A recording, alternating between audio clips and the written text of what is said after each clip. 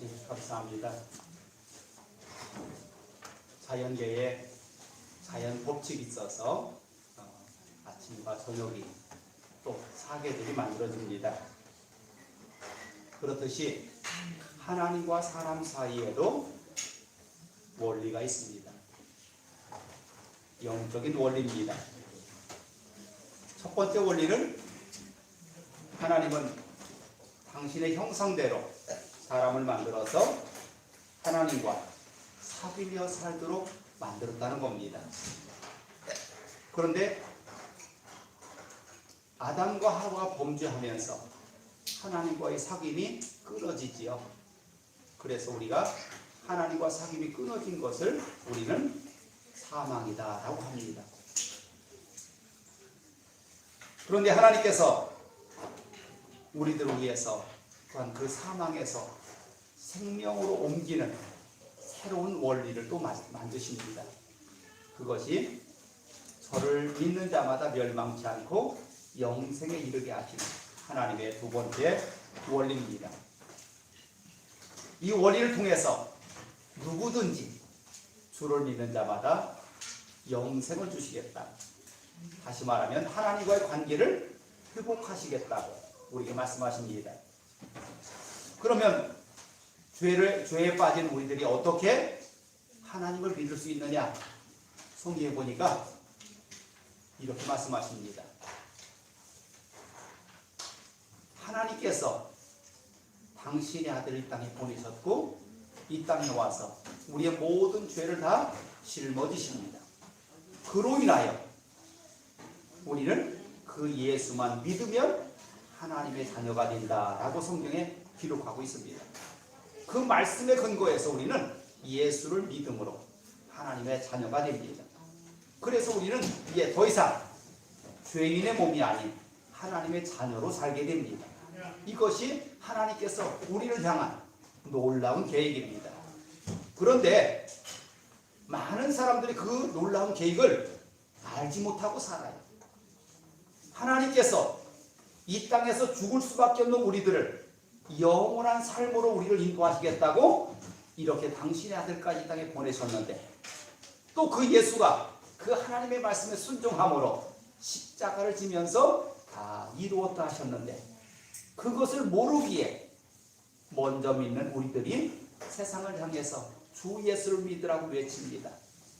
그래서 세상의 모든 사람들에게 외치는데도 그것을 알지 못하기에 사망으로 끝나는 사람들이 너무나 많습니다. 그러기에 오늘 총동원주의 벌써 몇 달 전부터 기도하고 준비하여 오늘 이 날을 맞이합니다. 왜 그랬을까요?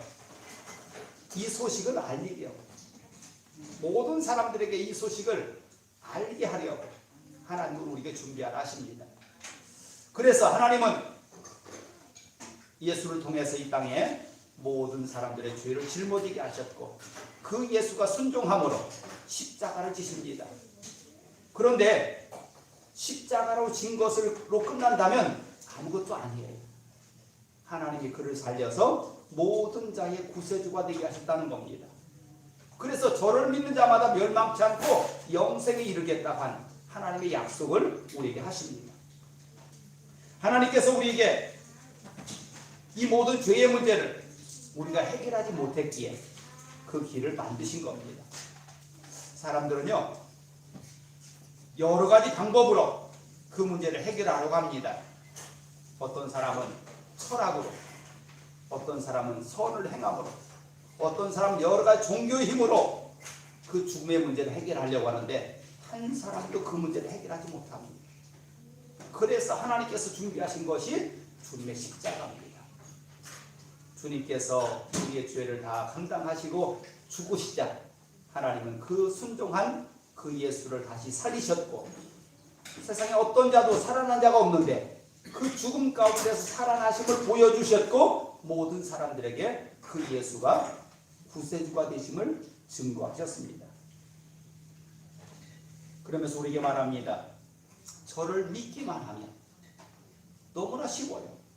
저가 나의 모든 죄를 다 감당하셨습니다라고 우리가 고백만 하면 우리는 하나님의 자녀가 되는 권세를 받습니다. 그리고요, 그 하나님은 우리를 향한 놀라운 계획을 가지고 계셔. 어떤 계획? 하나님의 풍성한 삶을 사는 것, 또 영원한 생명을 우리에게 허락하시는 것, 그것을 우리에게 준비하시고 우리를 초대합니다. 그게 구원의 계획이에요. 그리고 말합니다. 우리를 영생으로 인도하시겠다. 저를 믿는 자마다 멸망치 않고 영생에 이르게 하시겠다고 우리에게 말씀하셔요. 그런데 그 예수님께서 날마다 모든 사람들의 마음을 두드린다고 했어요. 계시록 3장 20절에 보니까 볼지어다 내가 문 밖에 서서 문을 두드리노니 누구든지 내 음성을 듣고 문을 열라. 마음의 문만 열면 내가 너의 궤로 들어가서 너와 함께 하겠다. 그러면서 우리를 초대합니다. 마음의 문만 열래요. 그러면 하나님께서 준비한 하나님의 영, 성령을 우리에게 주시겠대요. 그것도요, 선물이 돼요. 어떤 사람은 주고 어떤 사람은 안 주고가 아니에요. 이따 끝나면 여러분에게 선물을 줄 텐데, 여러분 선물을 줘가면서 누군가를 빼놓고 줘봐요. 어때요? 기분 상하겠죠? 근데 성경에 보니까 누구든지 마음의 문만 열면 내가 성령을 주시고 그 성령으로 인해서 나와 같이 하겠다 마셔요. 그게 하나님이셔요. 그 성령이 누굽니까? 성부, 성자, 성령, 하나님이십니다. 그래서 예수께서 십자가를 죽으시고 부활하시면서 다시 너에게 새로운 선물을 주는데 그게 바로 성령이다라고 하셨어요. 그래서 성령께서 우리 속에 들어오면 우리는 날마다 그 하나님과 동행하는 거예요. 예수 믿는 사람들은 왜 기쁘게 살까요? 좋은 집에 살아서? 아니에요. 많은 것을 누리고 살아서? 아니에요. 딱 한 가지입니다. 영원한 천국을 바라볼 수 있기에 기뻐하고 감사하는 겁니다. 이 땅에 사는 거, 아무리 지난번에 일본에 최고 오래 산 사람이 기록에 나왔는데 더 살 줄 알았는데 죽었어요. 어떤 사람도 이 땅에 살면서 죽지 않은 자가 없어요. 그런데 예수께서 부활하시면서 우리에게 성령을 보내주시면서 그 성령께서 우리 속에 들어오면 우리는 이 땅에서의 삶이 끝이 아니라 영원한 천국을 주시겠다고 약속하셔요. 그게 바로 영생입니다.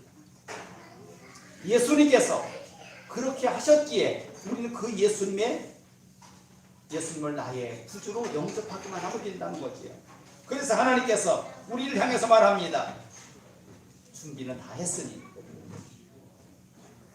마음의 문만 열어라. 그럼 오늘 말씀대로 내가 너에게 들어가서 너와 함께 하리라. 그런데 예수 믿는 사람들을 바라보면요, 여러 모양으로 그렇게 못 사는 사람들이 있어요. 왜 그럴까요? 그 이유는 딱 한 가지입니다. 요한복음 15장에 보면 우리를 뭐라고 비유했냐면 포도나무 가지라고 비유했어요. 예수님은 포도나무요, 우리는 가지라고 했어요. 그런데 많은 사람들이 예수를 믿는다고 하면서도 그 나무이신 예수님께 붙어있기를 거부해요. 붙어있어야, 나무에 붙어있어야 그 가지에 열매를 맺는데 붙어있기를 거부해요. 내 마음대로 살려고 해요. 아니요. 하나님께서 세상을 창조하실 때부터 우리는 하나님과 사귀며 살도록 창조하셨어요. 그런데 죄라는 놈이 와서 아니야, 그 선악과를 따먹으면 네 눈이 밝아져서 하나님처럼 되기 때문에 하나님께서 먹지 말라고 했어 라고 합니다. 그 말을 듣고 선악과를 따먹지요. 그게 문제가 돼요. 하나님과 사람을 구별하기 위해서, 하나님은 누구셔요? 창조주이셔요. 사람은요, 피조물이에요. 그런데 피조물이 하나님처럼 될 수 있다는 말, 이게 가능할까요? 제가 학교에서 아이들을 가르치면서 흙으로 만든 도자기를 잘 빚었어요. 그런데 아이들이 그 흙을 가지고 강아지를 만들었어요. 근데 그 강아지가 만들자마자 그 만든 사람을 부인했다면 어때요? 기분 좋을까요? 아니겠죠? 아닐 겁니다. 자기를 만들어준 그 주인을 부인한다면 가장 실망할 겁니다. 바로 인간이 창조주 하나님을 부인한 것이 이것을 먹는 날에 네 눈이 밝아져서 하나님처럼 된다는 말에 속아 넘어간 거예요. 절대로 우리는 창조주처럼 될 수가 없어요. 그러기에 창조주께서 인도하신 대로 사는 거예요. 그것이 예수께서 이 땅에 오셔서 우리를 하나님께로 회복한, 하나님의 자녀로 회복한 이유예요. 오늘 여기 있는 여러분들, 어느 순간 어느 때가 돼도 우리는 창조주처럼 될 수 없어요. 우리는 피조물로 사는 겁니다. 하나님께서 우리를 그렇게 만드셨어요. 그러면 그 하나님께서 우리를 향해서 놀라운 계획을 가지고 계신데 그게 바로 우리를 위한 선물이에요. 이 땅에서의 모든 삶과 영생하는 천국의 삶을 하나님께서 우리를 위해서 준비하셨어요. 그러면서 우리를 초대합니다. 나 마음의 문을 열고 나를 받아들여라. 그러면 내가 너에게로 들어가서 너와 함께 하겠다. 그게 누가 들어온다고요? 성령께서 들어오신다. 그래서 우리를 성령의 사람, 하나님의 사람이라고 부르는 거예요. 오늘 이렇게 마음의 문을 여는 사람들, 그 사람들을 향해서 하나님은 내가 너를 항상 같이 하겠다고 하셔요. 어느 곳에 가든지 무엇을 하든지 같이 하시겠다. 그래서 예수 믿는 사람들의 모든 삶 속에는 하나님과 동행하는 삶이라고 해요. 기도할 때만, 예배드릴 때만이 아니라 내가 어느 곳에 가서 무엇을 하든 하나님은 나와 함께 하시는 겁니다. 이것이 하나님과 동행하는 겁니다. 마음의 문을 열고 영접하는 자에게 하나님은 이렇게 말씀하십니다. 사랑 안에 거하는 자가 되게 하겠다. 사랑 안에 거하는 자가 되게 하겠다. 왜요? 그 하나님은 사랑이십니다. 하나님께서 사랑이시기에 우리 속에 들어오면 내가 사랑의 사람으로 변하는 거예요. 사람이 원래부터 사랑할 수 있었다고요? 아니에요. 성경에 보면요, 하나님은 원래부터 사랑의 존재가 아니에요. 하나님의 사랑을 받았기에 사랑할 수 있는 거예요. 여러분도 마찬가지예요. 여러분 교회에 나오지 않은 사람이라 할지라도 부모님에게 사랑을 받은 사람이 또 사랑할 수 있는 것이지, 부모님의 사랑을 받지 못한 사람이 사랑할 수 있는 게 아니에요. 사랑을 받은 만큼 할 수 있는 거예요. 요즘에 아이들에게 많은 문제가 생겨요. 왜 그렇다고 생각하십니까? 사랑받지 못해서 그래요. 아니, 사랑이 무엇인지를 가르치지 못해서 그래요. 아이들이 하고 싶은 대로 다 해주는 것이 사랑이냐? 아니에요. 그 모든 것을 분별할 수 있도록 사랑을 가르쳐야 돼요. 두 가지 문제가 생깁니다.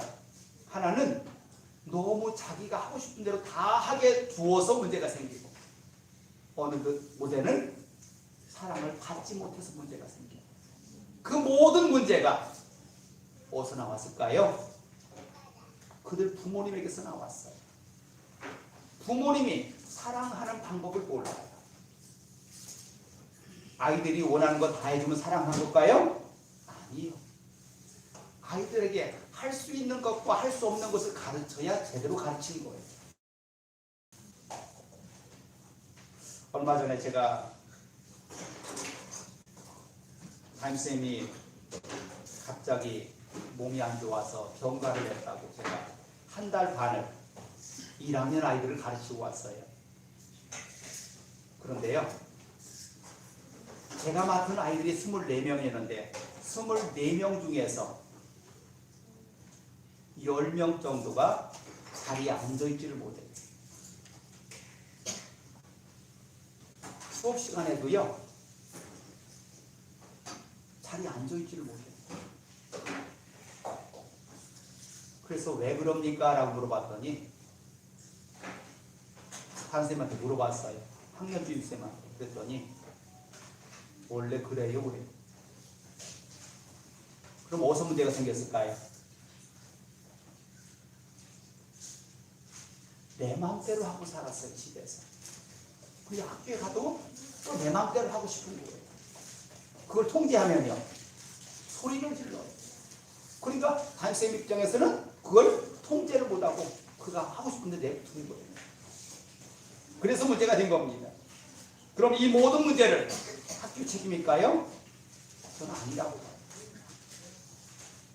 아이들이 제가 이런 얘기 합니다. 여기 아이들이 한 10명 정도가 왔어요.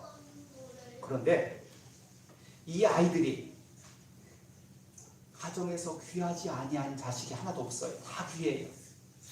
그런데 어떤 자식 만들까요? 밖에 나가서 다른 사람들이 귀여워해 줄 수 있는 그런 자식 만들어야 돼요. 그게 부모님께서 해줄 가장 큰 사랑이라고 저는 생각해요. 그런데 그것을 감당하지 못하고 하고 싶은 대로 다 하다가 학교에 왔으니 그 모든 일을 어떻게 각 가정에서 어때요? 우리 오장로님이 그러더라고요. 애들이 모이면요 4시 모였는데도 집이 떠나간대요. 근데 그런 아이들을 20명을 넘게 모여놨으니 교실이 가만히 있겠냐고요. 제가 이런 말씀을 드립니다. 내 가정에서 귀여운 자식, 밖에 나가서도 귀여움 받을 수 있는 자식 만들기 바랍니다. 그래야 그 아이들이 세상에 나가서도 존귀한 것을 알아요. 무엇이 존귀한지를 알아요. 그런데 여기 이 말씀을 왜 나왔습니까? 하나님께서 우리를 사랑하시기에 그 사랑을 품은 사람이 또한 세상에 가서 많은 사람을 품을 수가 있는 거예요. 왜요? 그 하나님은 사랑이십니다. 얼마큼 사랑했을까요?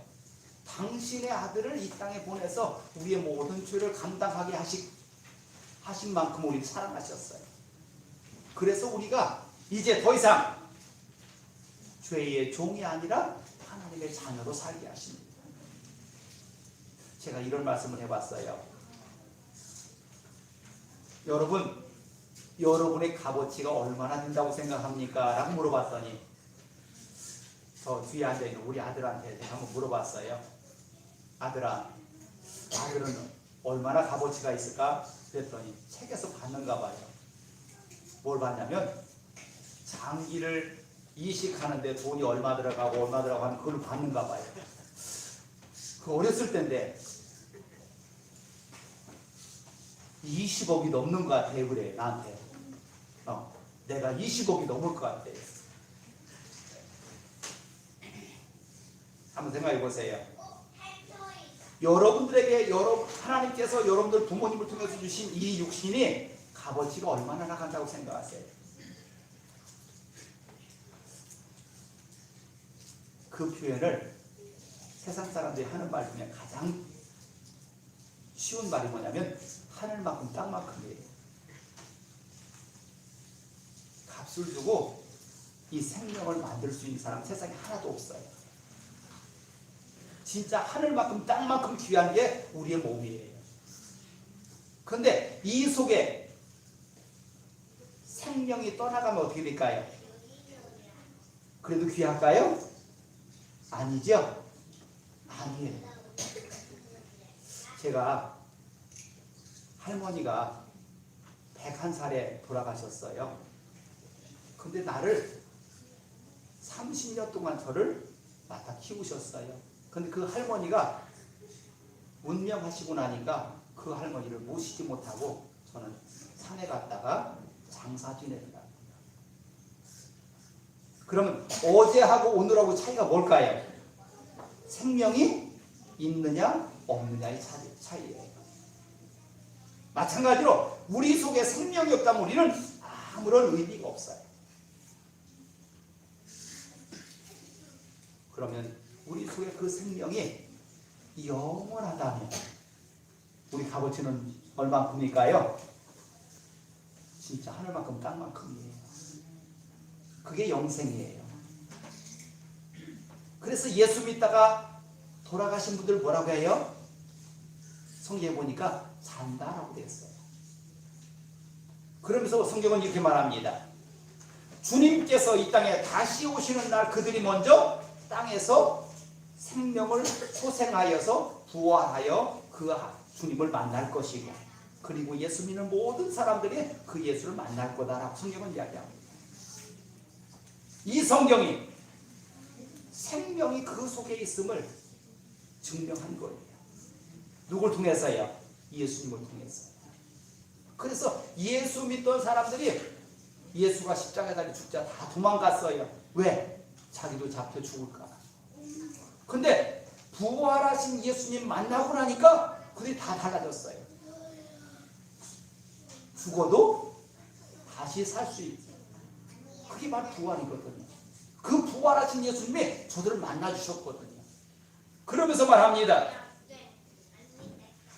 살아서 나를 믿는 자는 영원히 죽지 아니하리라. 이게 예수께서 우리에게 말씀하신 약속입니다. 그러면서 말합니다. 나를 품어라.